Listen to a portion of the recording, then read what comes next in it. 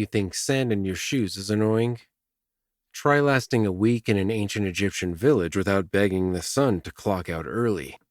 Hollywood sells gleaming pyramids and noble curses. Real life sells heat, grit, and a steady stream of problems that make modern misery look like a spa day cosplay. Your home is a mud brick oven that remembers every noon. The walls soak up heat like greedy sponges and give it back all night out of spite. The roof is reeds, tied in patience, perfect for shade and perfect for scorpions with tenancy rights. Your bed is a raised mud platform that looks sturdy until it creaks with tiny lives. The mat crawls, the lice hold meetings. You share your address with creatures that never pay rent and never move out. Waters should be relief. The Nile turns it into a test. On painted walls, the river is a ribbon of holiness. On the bank at dawn, it is a lottery with teeth. People line up with jars while the light is still gray. They walk without splashing. They talk in low voices and keep one eye on the ripples. Crocodiles drift like logs that decided to eat back. Hippos rise like angry islands and argue with boats. The rule is simple. Take water and keep your limbs. You strain your water through cloth and hope. You fill your jars and set them in the shade and hope again. The parasites do not care about your cloth or your rope. They stroll in through the skin with cheerful confidence and then write their names in your organs. You learn fast that angles in a canal are a toll booth for biology. After a week, your belly aches and your urine tells stories you do not want to hear. Old men nod with weary sympathy. They have been Tuesday sick for 30 years. Mosquitoes hold evening festivals on your arms. They do not need an invitation. They bring fever as a party favor. The bites look ordinary until your bones begin to hum and your head tries to float away. Even high walls and feather pillows never kept them out completely. So your reed mat is not winning this one. People chase the smoke of dung flies and herbs and hope it helps. It helps a little. The cough that follows joins your nightly routine. Work is water moved uphill by willpower. You become a specialist in lifting with a tool that is essentially a stick, a rope, and a bucket that laughs at your back. You bend, you lift, you turn. You repeat until the sun sits on your shoulders and your spine sings protest songs. If you are late to the season, the ground turns from mud to pottery, and you race the sky with a basket and a prayer. The land is generous and spoiled at the same time. Construction claims the rest of your hours. The crown wants granaries and temples and walls. You stamp mud and straw with bare feet until your toes wrinkle, then crack, then bleed. You carry loads that feel like grudges picked up by a mistake. Ropes snap, stones shift. A shout sometimes saves a life. A slower shout does not. The team stops, lifts, and returns to work without a speech. Grief and labor have signed a partnership. Try the river if you want to change. You set out on a papyrus boat that feels like a rolled mat with ambition. The river pretends to be calm. A hippo surfaces and calls you a fool with its teeth. You paddle back with respect. Fish is dinner and danger in equal parts. You gut a catch and discover the wriggling definition of regret. The stomach learns lessons the mouth should have known. Medicine exists and ranges from inspired to intervene to why are we doing this? Honey goes on wounds. Mold sometimes joins the honey and it does secret good. A mouse gets tied to a head for reasons you do not question because your head hurts. Beer is medicine and excuse in the same cup. Blood leaves you in little blows and you pray the bad spirits will leave with it. The knife looks clean if you squint. It never looks clean enough in good light. Teeth are the villains of your personal epic. Every loaf carries a pinch of stone from the mill. You chew grit with your bread until a molar cracks like old pottery. A slow infection sets up a tent and sings all day. There are no fillings. There are no fillings. There is a strong man with a wedge and confidence. You grip the mat and talk to gods you did not know you believed in. Afterward, you spit red and say thank you because it hurts less, which is the entire medical standard. Heat has a personality. Morning is a stern uncle. Noon is a tyrant. Afternoon is a tired bully who still knows how to land a punch. The house offers shade that behaves like a slow cooker. You sleep on the roof to feel the hint of a wind that slaps down the river like a rumor. The stars earn applause. The night flips to cold and you pull your cloak tight and wonder how a place can hold fire and frost in a single turn of the day. Eyes pay the price. Sand and flies make lids stick and vision blur. People wash with herbs and get back to work. By middle age, the world looks hazy, so you learn paths by sound and habit and carry on. Food keeps you alive in the most sarcastic way possible. Bread and beer do the heavy lifting. The beer is warm and thick and full of floating ambition.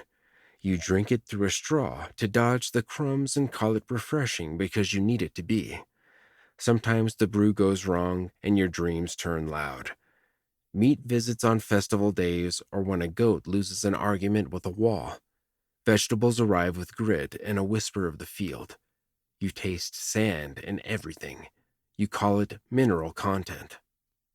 Home life is a community with no mute button.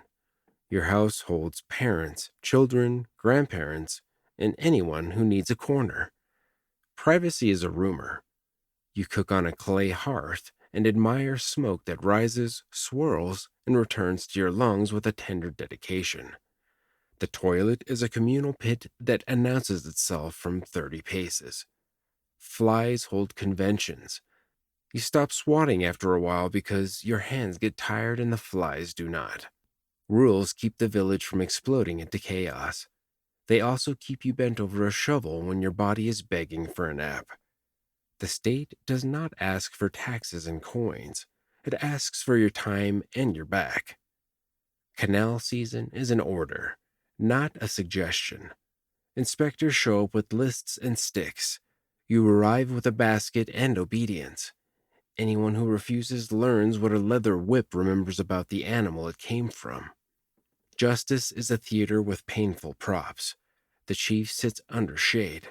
Scribes write in lines you cannot read and will never read. Witnesses speak. Someone holds hot metal to prove a point about the truth. Confessions bloom after the heat does what heat always does. Punishments are inventive and fast. The goal is not fairness. The goal is quiet streets and full work crews. Religion is the way you talk to the sky about all this. The gods are near, busy, and in need of attention.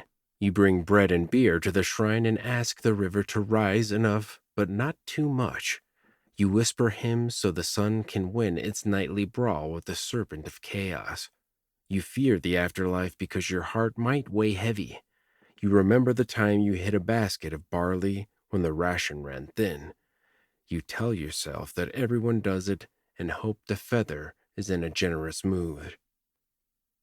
The birth is a courage with witness. Women labor on reed mats while other women sing and rub and command in calm voices. Sometimes the newborn winds up and tells the room a story with a scream. Sometimes the room goes quiet and stays that way. Fever eats mothers who have already done enough. Herbs and prayers pull some back and do not pull others. Grief is swallowed and stored because there is work to do. Now try a week as a visitor with the soft hands and strong opinions. Day one is heat and confusion. You chase shade and shade runs faster. You learn the tie for a water jar and cut your finger on your first try. That night you lie on the roof and watch the Big Dipper swim while sand stings your cheek like a rude blessing. Day two introduces work without a welcome speech. You join a canal crew and discover that shovels have personalities. Yours hates you. The foreman speaks in short commands that are easy to translate. Faster. Lift. Again. You drink warm beer and tell yourself it helps with hydration. You sleep early and wake often. Day 4 is infection as hobby. You step on a sharp reed near the well. The cut fills with river dirt. By afternoon, a red lion is exploring your ankle like a tourist. An old woman brings honey and a prayer. You thank her with tears. You sleep hot and wake shaking. Day 5 is work while fever taps on your skull. The ground shimmers. The air hums. You lift mud because the team needs you. You sit in the shade of a wall and discover that shade can sweat. You dream about ice. Day 7 is humility and small victories. You move less mud than the others, but you do not quit. You drink when they drink and sit when they sit. You greet the river with the correct level of fear. You make a joke about your terrible shovel and someone laughs. At night, you stare at the sky and feel very small and oddly brave at the same time. Maybe you plan a career pivot. You tell yourself you will learn to write. You will sit in shade and copy wise lines about order and truth. Schools take childhood and turn it into ink. You are not a child. The scribes look at your blistered hands and smile kindly from a distance. You carry your basket back to the canal and decide to memorize a prayer instead of the alphabet. Clothes are linen when lucky and scratchy when honest. You own 2 garments and they take turns pretending to be clean. Jewelry is a dream for days when the harvest cooperates. You smell like smoke and river and sun. So does everyone else. The perfume of the village is a blend of work, hope, and stubborn survival. Seasons set the rhythm. Summer is a furnace that refuses to dim. Autumn tastes like dust and plans. Winter shows mercy for a few weeks and then changes its mind. Spring hums with frogs and bites. The flood breathes in and breathes out, and the village breathes with it. Too low, and you worry. Too high, and you worry more. Exactly right feels like a festival. The market is noise and talk and dust. Bakers slap loaves on hot stones and sell them with a smile that admits nothing about grit. Fishmongers praise their catch with confident poetry. Women trade onions for thread and news. A scribe writes a letter for a man who wants to tell his sister that the baby lived. You buy salt and carry home a story about a traveler who saw a city where houses have windows. Death visits often enough to know the way. The village holds grief with practiced hands. Bodies are washed and wrapped. Friends carry. The family wails on purpose and with love. A small comb goes into the wrappings. A favorite bead. A simple toy. Words rise about fields of reeds and a safe path. The living go home and tend the fire. The next morning, there is work. Why stay? Because this is home and choice is a luxury. Because the land feeds when the river behaves. Because the gods listen often and keep faith alive. Because neighbors share the last heel of bread and a rude joke. Because there is love and pride in a straight canal, and pride in a wall that did not fall, and pride in a child who carried a jar without dropping it, because dawn on the river feels like a new promise even when yesterday failed. Could you adapt? Maybe. Humans are clever and stubborn. You would learn to shake your sandals and check the jar. You would learn which healer has gentle hands and which foreman tells fair lies. You would learn the safe places along the bank and the dangerous ones that pretend to be safe. You would harden. You would hurt. You would keep going. You would enjoy your odds. Not much. Modern life made you soft in the best possible way. Your water is clean. Your fever meets medicine that learned the language of microbes. Your toothache sees a room with lights and the word anesthetic. You have windows that invite air and keep out flies. You have laws that try to be fair even when people are not. None of that is weakness. All of that is progress with a human face. So the next time your bus is late, spare a thought for a farmer who lifted water with a stick and a prayer. The next time your coffee tastes burned, remember a bread loaf that chewed like sandpaper. The next time your office is too cold, remember a roof where scorpions wrote their own lease. We are not soft in the way critics mean. We are fortunate. Fortune is the point. If a travel agent ever offers an authentic week in a Bronze Age village, smile, say maybe later, and run toward the nearest tap. Your best day there would include smoke in your lungs, grit in your teeth, and a soundtrack of insects who never learned when to stop. The locals would be kind. They would also be amused. They would watch you hold a shovel like a question mark and teach you anyway. People are generous even when the world is not. Say thank you to them in your mind. Say thank you to every ancestor who traded their knees and their breath to build a day where you can choose comfort and call it normal. Drink clean water and pretend it is a holy ritual, because it is. Get your tooth fixed and call your doctor a miracle worker. Wash your hands and feel like a rich person. Tip the person who takes away your trash. Complaints are allowed. Gratitude is required. You did not get soft. You got safe. That is the thesis of civilization. We built a world where the river tries to drown us less often, where bread does not grind our teeth into pebbles, where a fever meets a bottle with instructions. We built clinics where knives meet soap. We built cities where crocodiles are cartoons. Keep that. Defend that. Do not forget who paid for it in sweat. And if today goes badly, if your inbox hells and plans collapse, look east in your mind and see a line of people at the river. Jars on shoulders, feet cautious, eyes sharp.